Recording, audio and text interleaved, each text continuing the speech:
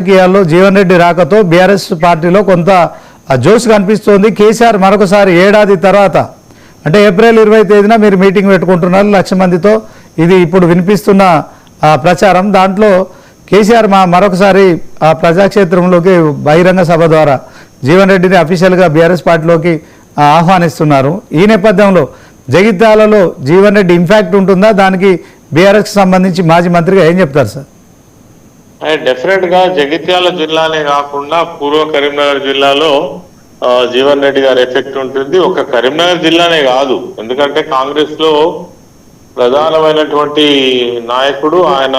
40 సంవత్సరాలుగా అపూర్వమైనటువంటి అనుభవం ఉన్నటువంటి నాయకుడు.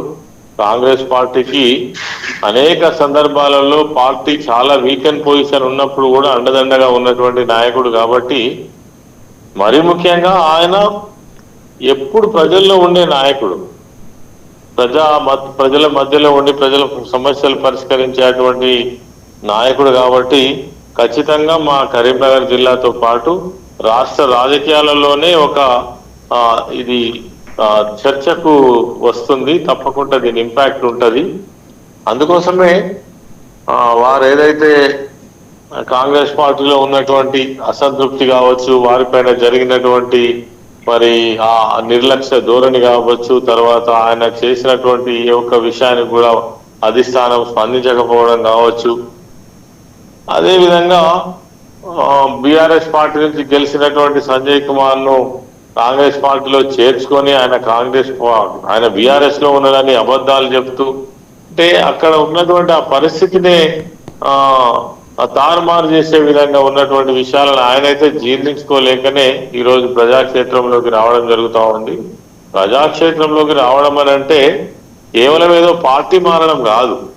ఇప్పుడు ఉన్నటువంటి ప్రభుత్వం మీద తీవ్ర అసంతృప్తి ఒక జీవన్ రెడ్డి గారికే కాదు, యావత్తు తెలంగాణలో ఉన్నటువంటి రైతులతో సహా, నిరుద్యోగులతో సహా, ఉద్యోగులు, విద్యార్థులు, సామాన్య ప్రజలు ఎవరు కూడా, కనీసం పెన్షనర్స్ కూడా ఈరోజు ఒక సంతృప్తికరమైన పరిస్థితి లేదు. కాబట్టి ఈ ప్రభుత్వం వచ్చి 2.5 సంవత్సరాలు అయినప్పటికీ కూడా ఎవరికి చేసింది ఏం లేదు. ఈ తరుణంలో జీవన్ రెడ్డి గారు బీఆర్ఎస్ పార్టీలోకి రావడం అనేటువంటిది ఒక సంచలనంగానే మారుతుంది.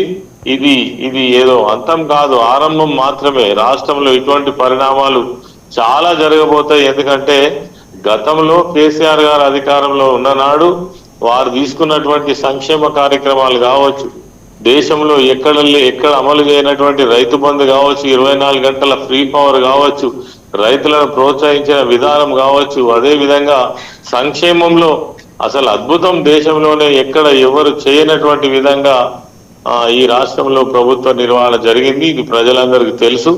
ఈ 2.5 సంవత్సరాల్లో మేము మోసపోయినాం, గోసపడుతున్నాం, అబద్ధాలను నమ్మినాం, హామీలను అనవసరంగా నమ్మినం అనేటువంటి పరిస్థితి ఎలా ప్రజల్లో మనకు కనబడుతున్నది. కాబట్టి జీవన్ రెడ్డి గారి యొక్క చేరిక ఖచ్చితంగా రాజకీయాలలో ఒక మలుపు లాంటిది. ఇది ఊరికేనే పోదు. అంతేకాకుండా జగిత్యాల్లో మేము నిర్వహించబోయేటువంటి ఈ పబ్లిక్ మీటింగ్ ఏదైతే ఉందో, కేసీఆర్ గారు 2.5 సంవత్సరాల నుంచి దాదాపు బయటకు రాలేదు, సమస్యల మీద కూడా వారు మాట్లాడలేదు. ఎందుకు అని అంటే 10 సంవత్సరాలు మేమే అధికారంలో ఉన్నాం, ప్రజలకు అన్ని వర్గాలకు చేయగలిగినంత చేసినాం.